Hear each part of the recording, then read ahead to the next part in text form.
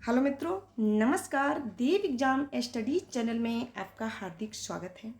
आ जाइए, हम लगातार आपको यूपी टेट 2023 की क्लासें दे रहे हैं और फुल मॉडल पेपर की तैयारी के साथ क्लासें कराई जा रही हैं। वो भी आपको एक शानदार ट्रिक के साथ क्लास मिलेगी।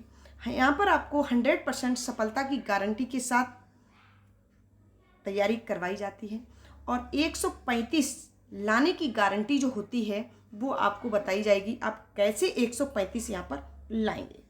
ठीक है ना। तो क्या करेंगे, चैनल को आप सब्सक्राइब कर लीजिएगा, इसको सब्सक्राइब कर लें और लाइक करें और अपने मित्रों के साथ इस क्लास को शेयर जरूर करें। तो स्टार्ट करते हैं बगैर देरी से। फर्स्ट क्वेश्चन है, अष्टछाप के कवि नहीं हैं। कौन से ऐसे कवि हैं जो अष्टछाप के नहीं हैं? तो फर्स्ट है नाभादास, 2 है कृष्णदास, 3 है परमानंद दास और 4 है नंददास। तो बताएंगे इसका करेक्ट आंसर क्या होगा। अष्टछाप के कवि नहीं है, बताएं।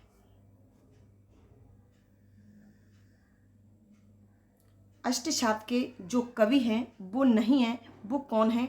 ये रहे आपके फर्स्ट ऑप्शन करेक्ट है, क्योंकि मुझे नहीं के लिए नहीं वाला आंसर लगाना होगा। जो कृष्णदास होते हैं अष्टछाप के कवि कृष्णदास हैं, परमानंद दास हैं और नंददास भी हैं।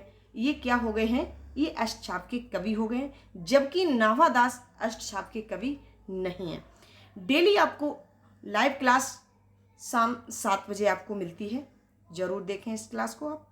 तो नेक्स्ट क्वेश्चन है क्वेश्चन नंबर 2, जो वाणी द्वारा व्यक्त न किया जा सके, जो वाणी द्वारा व्यक्त न किया जा सके, ए है आत्म साक्षात्कार, वी है स्वानुभूति, सी है अनिर्वचनीय और 4 है रहस्य। बताएंगे इसका करेक्ट आंसर क्या होगा। क्वेश्चन नंबर 2 का करेक्ट आंसर क्या है? जो वाणी द्वारा व्यक्त न किया जा सके, तो इसका करेक्ट आंसर होगा अवर्चनीय। नेक्स्ट क्वेश्चन, क्वेश्चन नंबर 3 है, आचरण की सभ्यता किसका निबंध है? सभी लोगों ने पढ़ा होगा 10th में 9th में ये क्वेश्चन है ना। तो इस तरीके से साहित्य से क्वेश्चन पूछे जाते हैं टेट के एग्जाम में, हिंदी व्याकरण से भी पूछे जाते हैं, इसलिए हर चीज इसमें मिलेगी आपको। आचरण की सभ्यता किसका निबंध है? 1 है महावीर प्रसाद द्विवेदी, 2 है सरदार पूर्ण सिंह, 3 है रामचंद्र शुक्ल और 4 है फतेह सिंह।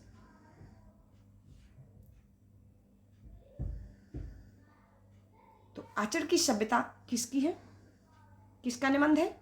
ये रहा है आपका ऑप्शन 2, इसका करेक्ट आंसर हो गया सरदार पूर्ण Singh. Next question, question number 4 है, भूषण किस काल के कवि हैं? जो भूषण हैं वो किस काल के कवि हैं? ए है वीरगाथा काल, 2 है भक्ति काल, 3 है रीत काल और 4 है आदिकाल। तो भूषण किस काल के कवि हैं, बताएंगे। तो भूषण है ये हुए हैं रीत काल के कवि माने जाते हैं। नेक्स्ट क्वेश्चन, क्वेश्चन नंबर 5 है, उत्साह किस रस का स्थायी भाव है? सभी को पता होगा। इसी तरीके से क्वेश्चन पूछे जाते हैं एग्जाम में, तो आपको क्या करना होगा, देखते हैं, लगने में बहुत इजी है। जब एग्जाम में बैठते हो तो ऑप्शन देखते हो, कहते ये नहीं ये सही है, बहुत जल्दी आप असमंजस में पड़ जाते हो कि इसका करेक्ट आंसर क्या होगा। तो बताएंगे आप लोग, उत्साह किस रस का स्थायी भाव है?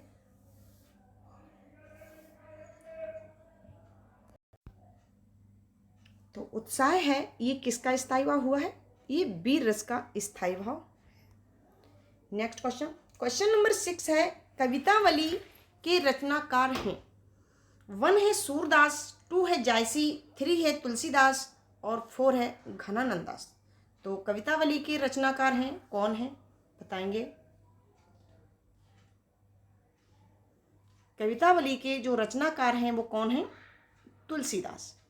तुलसीदास के जो रचनाकार और किस किस के हैं? दोहावली हुआ, गीतावली हुआ, कवितावली हुआ। जहाँ बली लग जाए तो आप समझ जाना ये किसका है, तुलसीदास की रचना है। नेक्स्ट क्वेश्चन, क्वेश्चन नंबर 7 है विनय पत्रिका की भाषा कौन सी है? 1 है अवधी, 2 है खड़ी बोली, 3 है ब्रज भाषा और 4 है अपभ्रंश। तो विनय पत्रिका किस मतलब कौन सी भाषा है?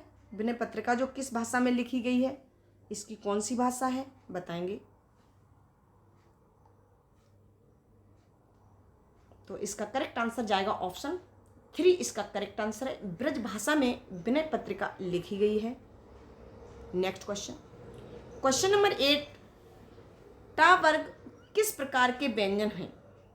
कंठ व्यंजन है, 2 तालव्य व्यंजन है, 3 मूर्धन्य व्यंजन है, 4 दंत्य व्यंजन है। तो टा वर्ग की बात तो कंठ है, तो आपको पता है कै खे गे घे अड़े खाली ये होता है कंठ है, और च छ जय झय ये खाली ये होता है तालव्य। और मूर्धा क्या होता है बताएंगे आप लोग। मूर्धा हुआ, दंत्य हो गया, 2 रह गए हैं। कंठे को तो मैंने बता दिया आपको, ये जो कंठ है ये कै वर्ग होता है, ये होता है च वर्ग हो गया, है ना। और दंते और रह गए मूर्धन, बताएंगे कौन सा इसका करेक्ट आंसर होगा। तो इसका करेक्ट आंसर जाएगा ऑप्शन 3, इसका करेक्ट आंसर हो गया है, क्योंकि मूर्धन टैट है डेड है डे अड़े, तो ये हो गया मूर्धन व्यंजन। नेक्स्ट क्वेश्चन है अंधेर नगरी के लेखक हैं। 1 है प्रताप नारायण मिश्र, 2 है हरि कृष्ण प्रेमी, 3 है भारतेंदु हरिश्चंद्र और 4 है राम कुमार वर्मा। तो अंधेर नगरी के लेखक हैं वो कौन हैं? अंधेर नगरी के लेखक हैं वो कौन है? भारतेंदु हरिश्चंद्र अंधेर नगरी के लेखक हैं। नेक्स्ट क्वेश्चन, क्वेश्चन नंबर 10, आदिकाल में पहेलियां लिखने वाले कवि कौन हैं? जो आदिकाल के कवि ऐसे कौन हैं जिन्होंने पहेलियां लिखी हैं? तो 1 है जगनिक, 2 है खुसरो, खुसरो कौन है? अमीर खुसरो, 3 है सरहप्पा और 4 है गोरखनाथ। तो बताइए ऐसे आदिकाल के कवि कौन हैं जिन्होंने पहेलियां लिखी हैं? तो बताएंगे करेक्ट आंसर कौन सा होगा इसका।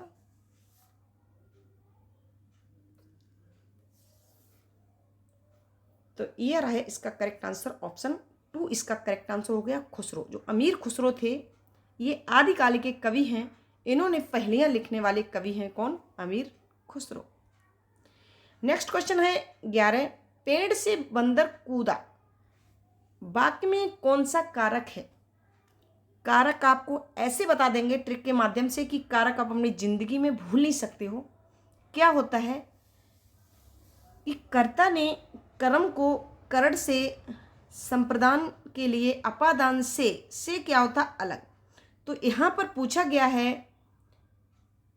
ए है इसका अपादान कारक, 2 है कर्म कारक, 3 है संप्रदान कारक और 4 है करण कारक। तो पेड़ से बंदर कूदा, यहाँ पर कूदने की बात हुई है, जो अलग होने के लिए अलगाव के लिए कौन सा कारक होता है बताएंगे आप लोग।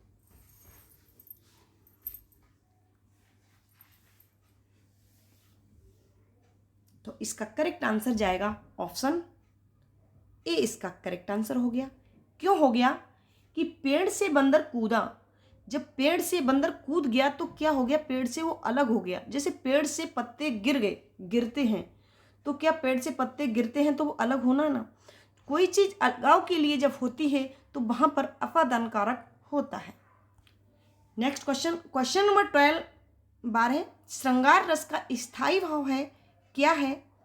1 है हास्य, 2 है रति, 3 है क्रोध और 4 है उत्साह। तो श्रृंगार रस का जो स्थायी भाव होता है वो क्या है? सभी को पता होगा, बहुत इजी क्वेश्चन है।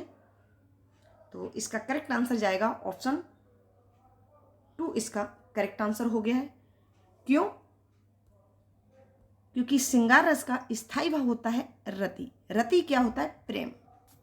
कभी अगर रति की जगह पर प्रेम लिखा हो तो भी आप उसको टिक करके आइएगा, गलत नहीं होता है। नेक्स्ट क्वेश्चन, क्वेश्चन नंबर 13 है, निम्नलिखित में तद्भव शब्द है। 1 है भ्रमर, 2 है अग्नि, 3 है मस्तक, 4 है मछली। तो तद्भव शब्द पूछा गया है, ये चीज़ हम आपको ट्रिक बता चुके हैं। कि तद्भव शब्द कैसे होते हैं और तत्सम शब्द कौन से होते हैं। तद्भव शब्द वह होते हैं, ये रहे आपके तद्भव शब्द। तद्भव शब्द क्या होते हैं कि जो शब्द संस्कृत से सीधे हिंदी में आ चुके हैं वो क्या होते हैं, हमारे तद्भव शब्द होते हैं। और जो हिंदी से सीधे संस्कृत में आए हुए हैं वो कौन से होते हैं, वो हमारे तत्सम होते हैं। अब आप यहाँ पर समझे, तत्सम स शब्द आ गया तो आप समझ जाए, तत्सम सा आ गया तो संस्कृत वाला हो गया, तो क्या हो गया, तत्सम हो गया। ऐसे आप ट्रिक पहचान लीजिएगा, दो ही होते हैं, एक तद्भव एक तत्सम होते हैं। तो तद्भव होता है हिंदी वाला, जो आपको ठेठ हिंदी शब्द लिखा हो तो समझ जाए ये मतलब क्या है, तद्भव है, जैसे हम लोग बोलते हैं। और कोई भी क्या होता है, तत्सम। तत्सम ऐसा शब्द कुछ अलग सा दिखेगा, जैसे अच्छी लिखा होगा, अच्छी। अच्छी क्या होती है, जैसे पर्यायवाची शब्द दे दिया जाए, अच्छी क्या होता है, आँख होती है ना, तो आँख क्या है, ये तद्भव हो जाएगा। और अच्छे हो गया, ये क्या होता है, अच्छी आँख होता है, तो ये हो जाएगा संस्कृत का शब्द हो गया है, तत्सम हो जाता है। तो इसी प्रकार से यहाँ पर बताया गया है कि तद्भव शब्द कौन सा है। 1 है भ्रमर, 2 है अग्नि, 3 है मस्तक और 4 है मछली। तो यहाँ पर आपको पता हो गया होगा, तो इसका करेक्ट आंसर कौन सा होगा बताएंगे आप लोग। तो करेक्ट आंसर इसका है 4, मछली। मछली इसका करेक्ट आंसर है, क्योंकि ना तो मस्तक हो सकता है, मस्तक तो तद्भव तो माथा होता है। अग्नि का क्या होता है, अग्नि तो तत्सम शब्द है। भ्रमर भी तत्सम शब्द है, मस्तक भी तत्सम शब्द है, जबकि अग्नि का तो आग होता है ना, तद्भव। तो इसीलिए तद्भव शब्द पूछा गया है, तो मछली हो जाएगा। Next question, question number 14। चौपाई छंद के प्रत्येक चरण में कितनी मात्राएं होती हैं। 1 है 24, 2 है 16, 3 है 11 और 4 है 13। तो चौपाई छंद की बात हो रही है, तो चौपाई छंद में कितनी कितनी मात्राएं होती हैं बताएंगे आप लोग। चौपाई छंद में जो मात्राएं होती हैं वो कितनी होती हैं बताएं जल्दी। चौपाई छंद में जो मात्राएं होती हैं वो कितनी होती हैं, 16 मात्राएं होती हैं। 16 मात्राएं होती हैं प्रत्येक चरण में। और जबकि पूछ दिया जाए, कभी चौपाई ना दिया जाए, अगर दोहा पूछ दिया जाए कि दोहा में कितनी मात्राएं होती हैं, तो प्रथम और तृतीय चरण में, प्रथम मतलब पहले और तीसरे चरण में 13 मात्राएं होती हैं, और जबकि दूसरे और चौथे चरण में 11 मात्राएं होती हैं। ये हो गया दोहा की पहचान। पहले 13 होंगी पहले और तीसरे में, और दूसरे और चौथे में 4 ही चरण होते हैं, दूसरे और चौथे चरण में होती हैं 11 मात्रा। इसी का जो अपोजिट हो जाता है क्या, दोहा। ये जो दोहा होता है, दोहा जैसे अपोजिट है किसका, चौक में दोहा, चौक क्या नाम, दोहा किसका हुआ है, सोरठा का। सोरठा का उल्टा, मतलब दोहा का उल्टा सोरठा होता है। उसी प्रकार समझ लीजिएगा, सोरठा में पहले आपको 11 मिलेंगी, इसके बाद 13 मात्राएं होती हैं, और ऐसे अपोजिट दोहा का हो गया, ठीक है ना। नेक्स्ट क्वेश्चन है क्वेश्चन नंबर 15।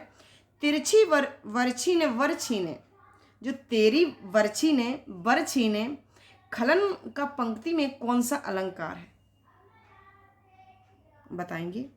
बहुत अच्छा है अलंकार, तो इसका करेक्ट आंसर क्या होगा, तेरी वर्छी ने वर छीने। तो इसका करेक्ट आंसर जाएगा ऑप्शन 4, इसका करेक्ट आंसर हो गया यमक अलंकार। देखो यहाँ पर यमक अलंकार में समझ लें कि जहाँ पर एक शब्द एक से अधिक बार आ जाता है तो वहाँ पर यमक अलंकार होता है। एक शब्द है, यहाँ पर वर्ड की बात, अक्षर की बात नहीं हो रही है, जहाँ किसमें यमक अलंकार। यमक अलंकार यही आप समझ जाएं कि जहाँ शब्द की बात हो रही, एक शब्द 1 से 2, 3, 4 जितनी बार आ जाए तो आप समझ लाना ये यमक अलंकार आ रहा है। और अनुप्रास अलंकार की जो पहचान होती है वो क्या होती है, जो एक वर्ड व अक्षर एक ही बार आए, और एक ही बार, जब एक ही बार आए, ही शब्द लग जाए, समझ लो एक ही बार आए, तो वो श्लेष अलंकार हो जाता है। जहाँ वर्ड अनेक बार आए, एक से अधिक बार वर्ड आए, तो वहाँ पर कौन सा अलंकार होता है, अनुप्रास अलंकार होता है। श्लेष वो श्लेष अनुप्रास में यही पहचान होती है। क्या होती है श्लेष और अनुप्रास में? कि श्लेष में होता है क्या, एक ही शब्द एक ही बार आएगा लेकिन उसके अर्थ अनेक निकलेंगे, वो श्लेष अलंकार होता है।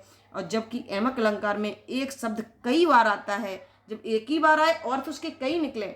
और यहाँ पर एमक अलंकार में एक शब्द कई बार होगा लेकिन उसके अर्थ कैसे होंगे, अलग अलग निकले, तो वही हमारा एमक अलंकार होता है। अनुप्रास अलंकार वह होता है जो एक वर्ण व अक्षर अनेक बार आए, वही हमारा क्या अनुप्रास अलंकार होता है। अनुप्रास अलंकार के तो बहुत सारे उदाहरण है ना, श्लेष के भी हैं, रूपक के भी हैं, है ना। तो इस तरीके से आप अलंकारों की पहचान समझ जाइएगा, कोई दिक्कत नहीं। अलंकार पे भी क्लास पड़ी हुई है, उनको आप जरूर देख लें, वहाँ पर मैंने एक ट्रिक के माध्यम से हर चीज़ बताई है, अलंकार की क्लास जरूर देखें, ठीक है ना। नेक्स्ट क्वेश्चन है, हिंदी प्रदीप पत्रिका का संपादन किया है। 1 है बद्री नारायण चौधरी प्रेमघन, 2 है बालकृष्ण भट्ट, 3 है प्रताप नारायण मिश्र, 4 है भारतेंदु हरिश्चंद्र। तो हिंदी प्रदीप पत्रिका के संपादक कौन है, बताएं फटाफट, इसका आंसर क्या होगा।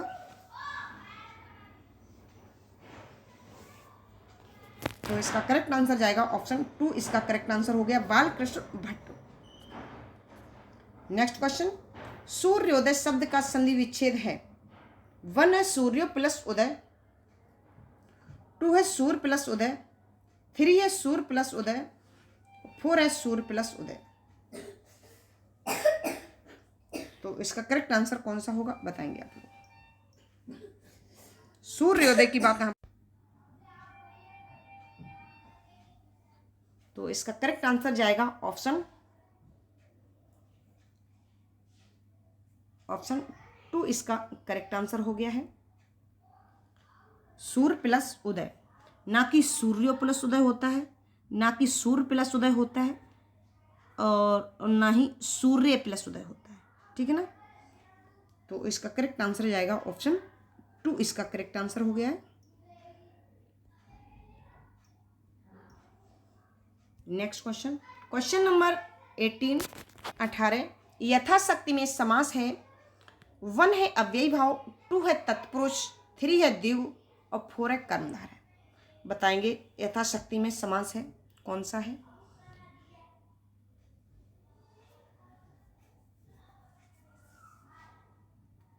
सभी को पता है कि यथाशक्ति में जो समास होता है वो कौन सा समास है, अव्ययी भाव समास होता है। नेक्स्ट क्वेश्चन, क्वेश्चन नंबर 19 इनमें से कौन सा शब्द तद्भव है। तद्भव की हम पहचान आपको बता चुके हैं कि जो हिंदी वाला शब्द मिल जाए तो समझ जाना वही तद्भव है। 1 है मधुप, 2 है भ्रमर, 3 है मधुकर और 4 है भ्रमरा। तो बताएंगे इसका करेक्ट आंसर क्या होगा।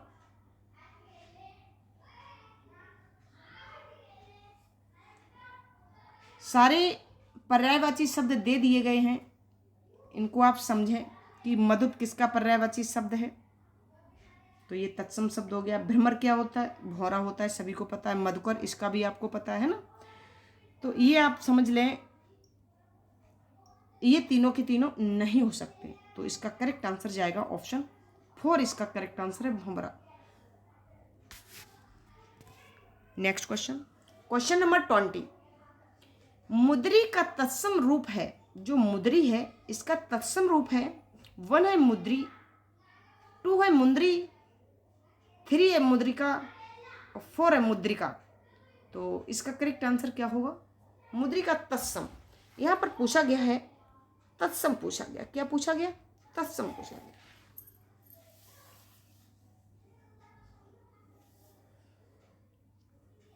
तो इसका करेक्ट आंसर जाएगा ऑप्शन 4, इसका करेक्ट आंसर हो गया है 20 का। नेक्स्ट क्वेश्चन, क्वेश्चन नंबर 21 निम्नलिखित में कौन सा निबंध हजारी प्रसाद द्विवेदी का नहीं है। अब नहीं के लिए हम पहले अंडरलाइन इसको कर लेंगे क्योंकि ध्यान रखने की जरूरत है नहीं को। 1 है अशोक के फूल, 2 है कुटिज, कुटिज जो होता है, 3 है विचार प्रभा, 4 है व्रत और विकास। तो हजारी प्रसाद द्विवेदी का जो है निबंध है वो कौन सा नहीं है, उसकी बात यहाँ पर हो रही है। कौन सा नहीं है बताएंगे।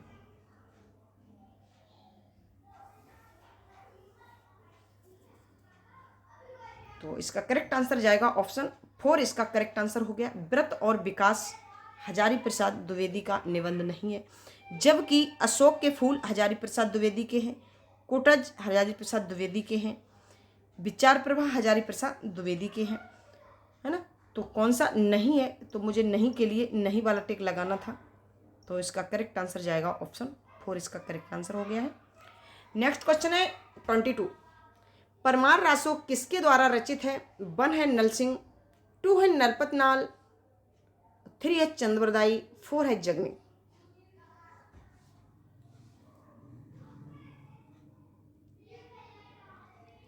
तो परमार रासो किसके द्वारा रचित है? सभी को पता होना चाहिए। परमार रासो जगनिक किसके द्वारा है? जगनिक के द्वारा रचित है। Next question,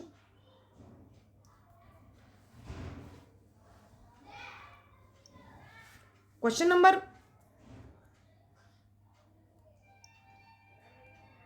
23। दुल्हन गवाऊं मंगलाचार, हम घर आए राजा राम भरतार। ये किसकी पंक्ति है? अभी मेरा गला खराब है ना, कोई दिक्कत नहीं, कुछ समय बाद सही हो जाएगा। दुल्हन गवाऊं मंगलाचार, हम घर आए राजा राम भरतार। ये किसकी पंक्तियां हैं? 1 है तुलसीदास की, 2 है कबीरदास की, 3 है सूरदास की, 4 है रैदास की। तो बताएंगे कि इसमें किसकी पंक्तियां दी गई हैं?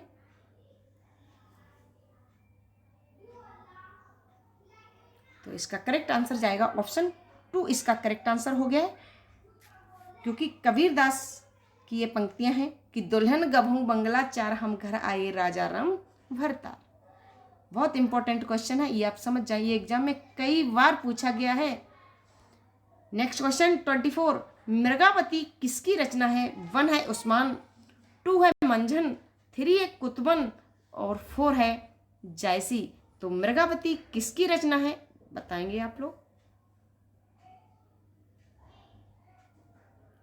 मृगावती किसकी रचना है? ये रही आपकी मृगावती। ये किसकी रचना है? मृगावती कुतुबन की। किसकी रही है? कुतुबन की मृगावती रचना है। नेक्स्ट क्वेश्चन, क्वेश्चन नंबर 25, आज के सेशन का लास्ट क्वेश्चन है। रामचरित जो मानस है की भाषा क्या है? किस भाषा में ये लिखी गई थी? इसकी भाषा क्या है? कैसे भी पूछ दिया जाए, कोई बात नहीं है। 1 है अवधी, 2 है ब्रज, 3 है खड़ी बोली और 4 है भोजपुरी। तो इसका करेक्ट आंसर आप बताएंगे कमेंट करके, इसका जरूर आंसर दें कि रामचरितमानस की भाषा क्या है। ये आपके लिए क्या रहा है? होमवर्क रहा है, बताएंगे कि रामचरितमानस की भाषा क्या है। तो अगर अभी तक आपने हमारे चैनल को लाइक, शेयर और सब्सक्राइब नहीं किया है तो उसे आप ज़रूर कर लें। सब्सक्राइब करना मत भूलिएगा। और ये क्लास आपको कैसी लगी वो कमेंट करके ज़रूर बताएं, यस या नो में ज़रूर आंसर दें। क्लास को स्टार्टिंग से लेकर एंड तक इसे पूरा ज़रूर देखें। Thank you. वॉच वीडियो में आपके साथ इंदिरा मैम।